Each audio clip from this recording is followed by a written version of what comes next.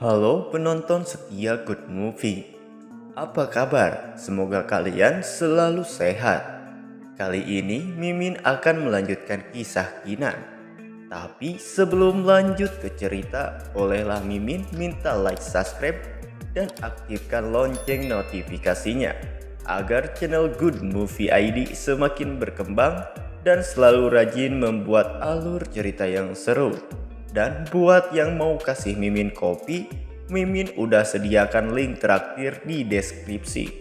Oke lah, tanpa lama-lama lagi, ayo kita gaskeun meluncur. Singkat cerita, Kinan dan Mumu pun tiba di area teleportasi sektor tengah.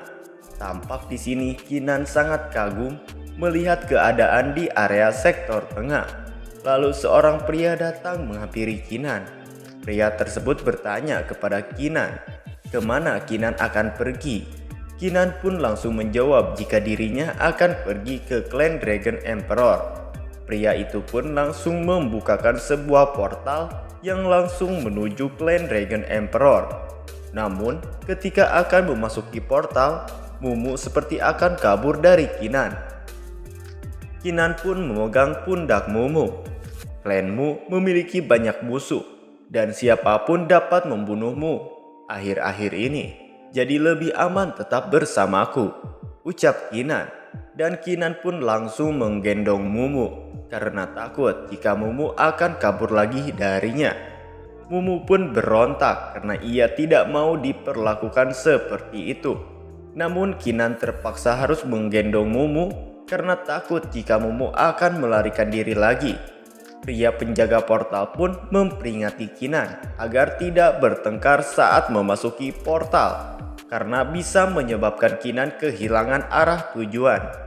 Singkat cerita, Kinan dan Mumu telah memasuki portal. Mereka pun tiba di suatu tempat. Terlihat Kinan langsung dikerumuni oleh suku bis serigala. Mereka terlihat tidak suka dengan kedatangan Kinan. Para bis serigala ini sangat marah ketika mengetahui ada manusia yang datang ke tempat itu. Mereka mengatakan, apakah Kinan dan Mumu ini datang ke sini hanya untuk mengikuti percobaan klan Dragon Emperor? Putri Mumu tampak ketakutan karena melihat banyak sekali demonic beast di hadapannya.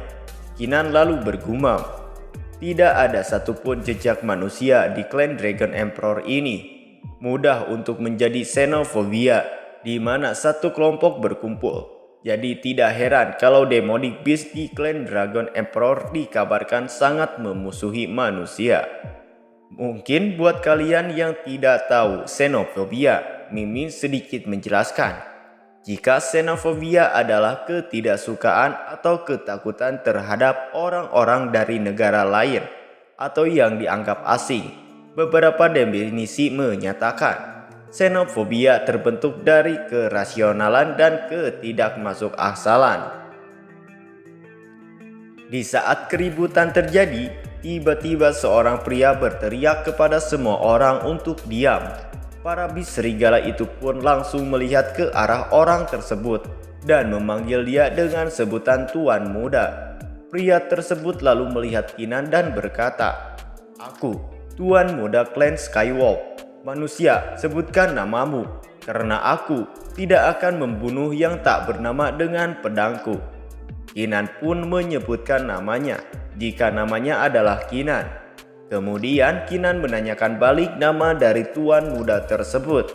Dengan nada tinggi dan ekspresi kesal, Tuan Muda itu menyebutkan namanya yang diketahui bernama Xuan Yu. Ia pun menggertak Kinan dengan mengatakan, apakah Kinan punya kata-kata terakhir? Ternyata nama Kinan sudah ada di dalam daftar pedangnya.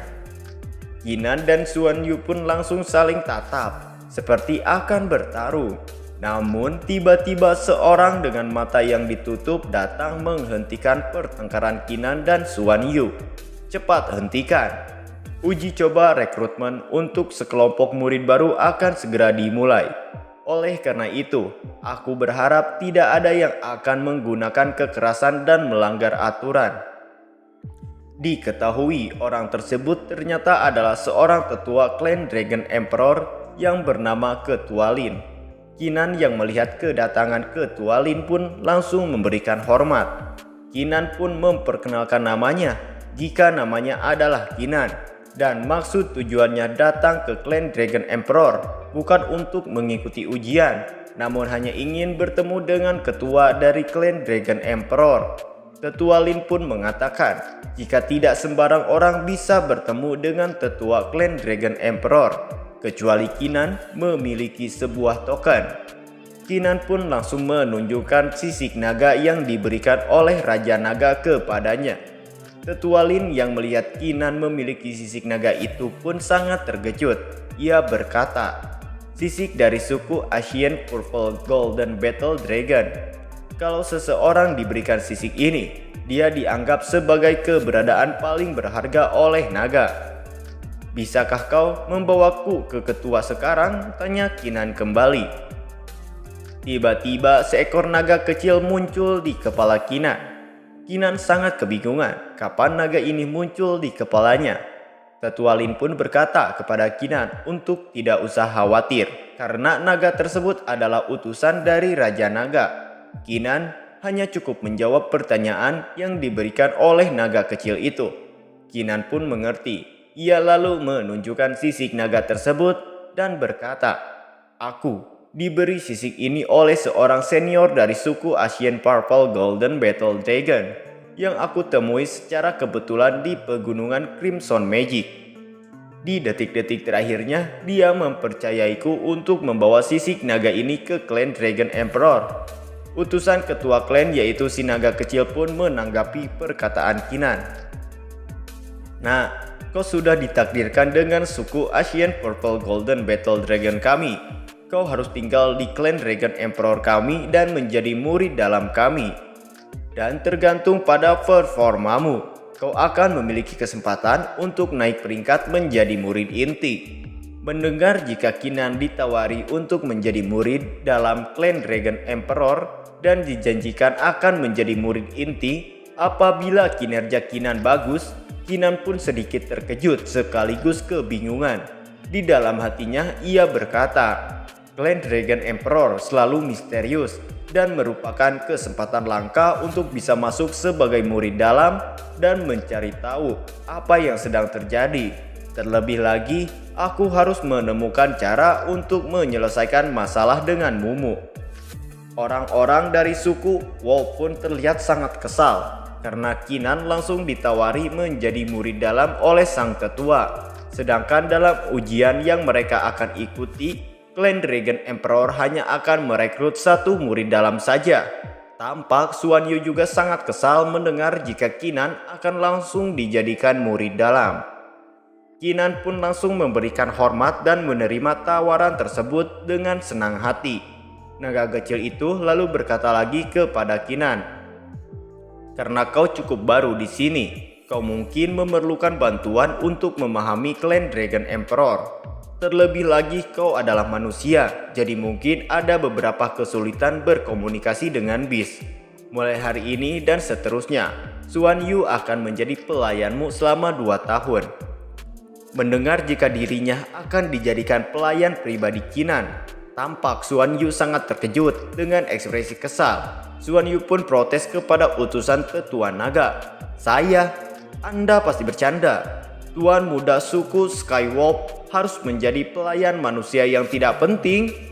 Utusan tetua naga pun langsung menoleh kepada Xuan Yu. Ia mengatakan jika Xuan Yu bersedia menjadi pelayan Kinan, maka dia akan dijadikan murid inti setelah semuanya berakhir. Utusan tetua naga juga menanyakan apakah Xuan Yu akan menyia-nyiakan kesempatan ini. Xuan Yu lalu dengan ekspresi terpaksa ia bergumam, "Hanya murid inti yang diizinkan untuk berkultivasi di Legendary 10,000 Beast Garden. Aku akan menahannya sebentar, lalu kita akan menyelesaikannya nanti." Setelah bergumam seperti itu, dikarenakan hanya murid inti saja yang bisa berkultivasi di Legendary 10,000 Beast Garden, akhirnya Xuan Yu pun menyetujuinya jika dirinya akan menjadi pelayan Kinan. Tetua naga pun bertanya kembali kepada Kinan, apakah Kinan setuju jika Xuan Yu yang akan menjadi pelayan pribadinya. Xuan Yu nampak cemas jika Kinan menolaknya. Namun Kinan pun tanpa basa-basi langsung menyetujui jika Xuan Yu akan menjadi pelayannya. Xuan Yu pun menghela napas lega, namun ia merasa kebingungan. Kenapa dia merasa senang padahal dia akan dijadikan seorang pelayan. Lalu dengan kesal, Xuan Yu pun berkata kepada Kinan, pasti Kinan hanya menganggap dirinya sebagai lelucon aja. Namun Kinan hanya tertawa kecil. Singkat cerita, mereka pun pergi ke sebuah pegunungan. Xuan Yu pun mengatakan jika tempat tersebut adalah puncak manusia. Mendengar jika ada tempat yang bernama puncak manusia, Kinan merasa heran kenapa klan Dragon Emperor memiliki puncak manusia. Bukannya klan Dragon Emperor itu sangat membenci manusia.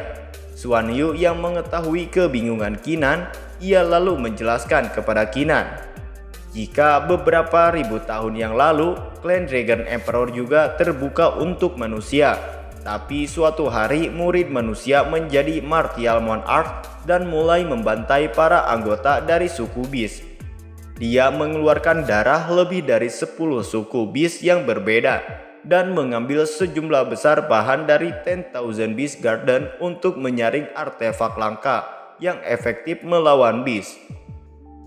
Mendengar penjelasan dari Xuan Yu, Kinan pun sangat terkejut. "Apa?" tanya Kinan. Xuan Yu pun kembali berkata, sejak itu semua murid manusia diusir dari klan Dragon Emperor, tidak lagi menerima murid manusia. Manusia sungguh ras yang keji dan tidak tahu terima kasih. Aku benar-benar tidak mengerti kenapa tetua menerimamu sebagai murid. Lanjut Xuan Yu dengan nada sangat kesal. Kinan dengan senyumnya langsung mengejek Xuan Yu. "Aku tahu perasaanmu, tapi tidak semua manusia bersikap seperti itu. Aku sangat senang kalau bukan kau yang menjadi ketua. Jika tidak, maka aku tidak bisa menjadi murid di sini." Dengan kesal, Xuan Yu langsung menjelaskan jika dalam waktu 1 bulan lagi, Monarch Ranking akan dimulai. Sebaiknya dirinya pergi berlatih daripada bersama Kinan yang hanya membuatnya menjadi emosi. Sebelum Xuan Yu pergi, dia juga mengungkapkan semua isi hatinya. Jika dia sangat membenci manusia, terutama dia juga sangat membenci Kinan. Jika bukan karena tetua, maka dia tidak akan mau menjadi pelayan Kinan. Di sini, Kinan malah memuji Xuan Yu yang sudah baik karena mau menemaninya. Xuan Yu juga sudah mematuhi apa yang dikatakan oleh tetua. Bagi Kinan itu sudah mencerminkan kebaikan. Mendengar itu, Xuan Yu pun sangat malu sampai-sampai pipinya menjadi merah. Dia tidak menyangka jika Kinan malah memujinya. Padahal dia telah mengatakan banyak hal buruk kepada Kinan. Dengan wajah konyolnya, Kinan menatap ekor dari manusia serigala itu. "Sepertinya bulu ekormu itu akan sangat indah jika aku cabut dan kumpulkan untuk menjadi selimut." Manusia serigala itu tidak habis pikir dengan tingkah aneh Kinan. "Kau sangat berani manusia. Aku akan menunggumu untuk mendekati bulu-buluku ini. Tapi kau juga harus siap untuk aku hajar." Singkat cerita, mereka sudah berada di depan aula kultivasi. Terlihat aula kultivasi memiliki banyak anak tangga dan tempatnya juga berada di atas dan sangat tinggi. Di sini Kinan memperingati Mumu agar tidak berkeliaran di tempat ini karena semua manusia hewan di sini sangat membenci manusia. Putri Mumu pun terlihat sangat kecewa dan menyuruh Kinan untuk membuka segel kultivasinya. Namun Kinan dengan berjalan pergi mengatakan kalau dia tidak akan membuka segel itu dan sekarang ia akan berkultivasi dulu. Kinan menyadari kalau Monarch Ranking sebentar lagi juga akan dimulai. Hanya mereka yang memiliki peringkat tinggi di Monarch Ranking maka akan diizinkan untuk bersaing di Monarch Horoscope Contest. Singkat cerita, Kinan sudah berada di ruangan dan mengambil sebuah gulungan. Dia mengingat kalau tangan dewanya pernah berpesan agar Kinan membuka gulungan itu di benua tengah. Kinan pun mulai melihat isi dari gulungannya itu. Sepertinya gulungan itu menyimpan informasi tubuh Dewa Petarung Suci yang lainnya. Terlihat tiba-tiba muncul tubuh dari Dewa Petarung Kinan dengan aura yang megah dan mendominasi. Tubuh dewa itu mengatakan, "Tuan, saat Anda menghancurkan South Heaven Gate adalah saat di mana kita akan bergabung menjadi satu." Kinan pun paham, ternyata tubuh jiwa bela dirinya berada di dalam South Heaven Gate. Oleh sebab itu, Kinan harus bisa menghancurkannya. Dijelaskan bahwa South Heaven Gate adalah harta tertinggi dari South Heaven Secret Ground. Tempat itu terletak di bagian terdalam. Mereka berada di peringkat pertama di antara 3 faksi teratas di benua tengah. Mereka juga setidaknya memiliki 2 martial gun. Kinan mulai merenung, apakah dia bisa membobol South Heaven Secret Ground dan menghancurkan South Heaven Gate. Karena 3000 tahun yang lalu, sudah ada martial god dan 3 puncak martial monarch yang mencoba, namun hasilnya masih gagal. Kinan pun mulai meyakinkan dirinya sendiri kalau dia pasti bisa. Sekarang dia harus berusaha meningkatkan kekuatannya agar kesempatannya untuk berhasil menjadi lebih tinggi. Kinan pun mulai berpikiran untuk mengunjungi Nadi Naga Puncak Manusia untuk memperkuat kultivasinya. Kinan pun mulai membuka sebuah celah ruang. Terlihat ada sesosok monster yang berada di celah ruang itu. Melihat ada manusia yang mengganggunya, monster itu pun langsung mengaum sangat keras dan bersiap menerkam apa yang ada di hadapannya. Monster itu tidak menyangka kalau sekian lama ia tidak melihat manusia, tapi sekarang ia melihat manusia lagi. Sepertinya sekte Dragon Emperor ingin merekrut murid manusia sekali lagi. Kinan pun memperkenalkan diri. "Senior, aku Kinan, murid dalam yang baru direkrut oleh sekte Dragon Emperor. Aku di sini ingin meminta bantuan senior untuk meningkatkan kekuatanku." Monster itu pun menjelaskan kalau Kinan bisa mengalahkannya, maka dia akan membantu Kinan meningkatkan kekuatannya. Namun jika Kinan tidak mampu mengalahkannya, maka Kinan harus menjadi pemimpin puncak manusia atau ketua sekte dulu, baru dia akan membantu Kinan. Kinan dengan tenang menjawab, apakah dengan mengalahkan senior itu sudah cukup? Kalau begitu, junior ini akan meminta maaf kalau bertindak kasar kepada senior. Monster itu pun sangat kesal. Ia pun mengeluarkan auman yang sangat keras. Beraninya seorang manusia mengatakan hal itu. "Kau pikir kau bisa menyakitiku?" Tanpa basa-basi, Kinan pun langsung melompat sangat tinggi. Di sini, Kinan sudah bersiap akan menyerang monster itu. Kinan pun langsung mengeluarkan kekuatannya dan langsung memukul monster itu dengan sangat kuat. Terlihat monster itu sampai terpental mundur. Ternyata serangan Kinan memiliki kekuatan yang tidak main-main. Karena kesal, monster itu pun langsung menyerang Kinan dengan membabi buta dan menghancurkan lantai pijakan di tempat itu. Monster itu juga langsung mengumpulkan sebuah energi kekuatan di dalam mulutnya dan mulai menyerang Kinan menggunakan kekuatan itu. Dengan kekuatannya, Kinan berhasil menangkis serangan itu dan memblokirnya ke arah lain yang membuat ledakan terjadi.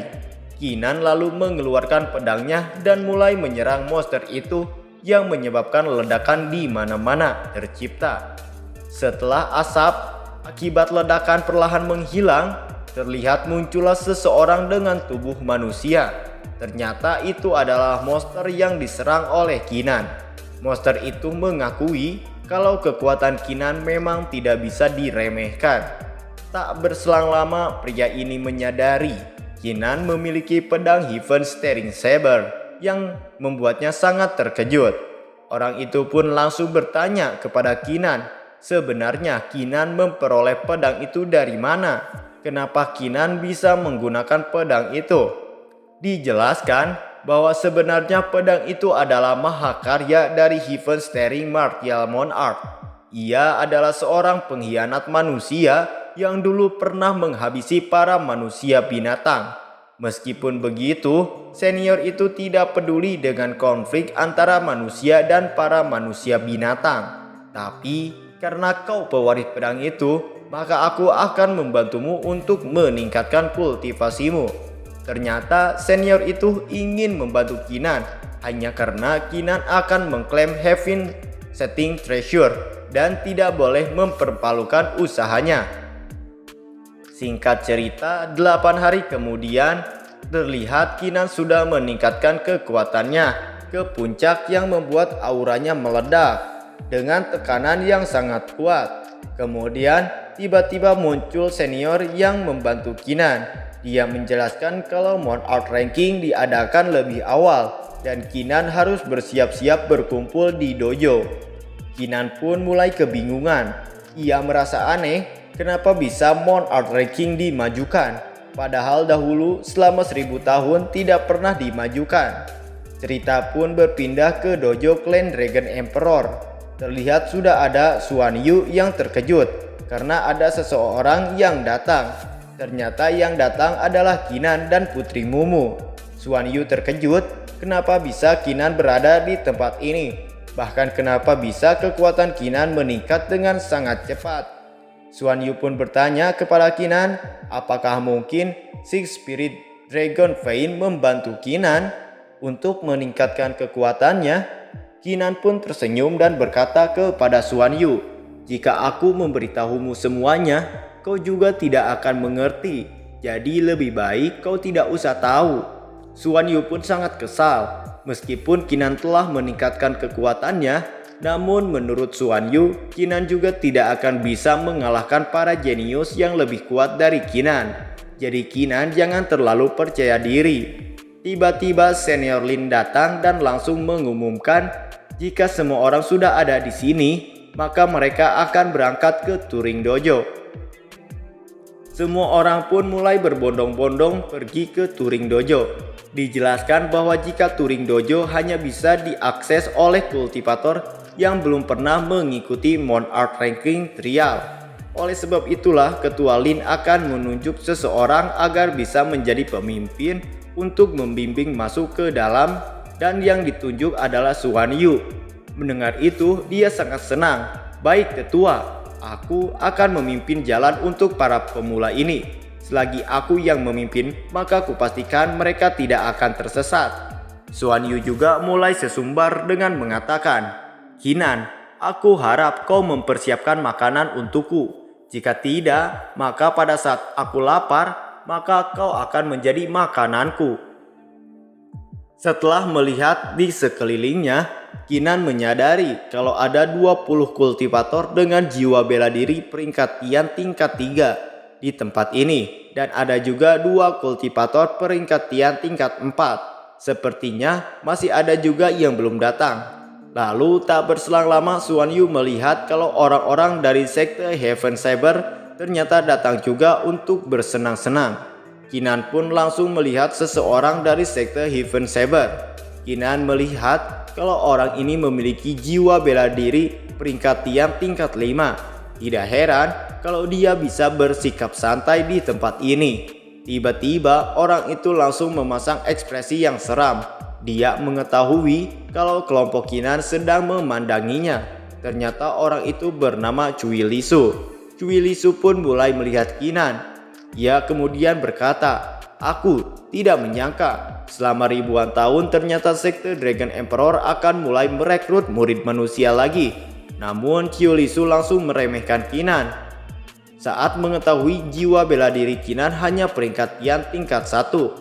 Xuan Yu pun langsung membela Kinan. Lalu kenapa dengan peringkat Tian tingkat 1? Menurutku itu juga tidak penting. Lagi pula juga tidak ada hubungannya dengan dirimu, Cui Lisu.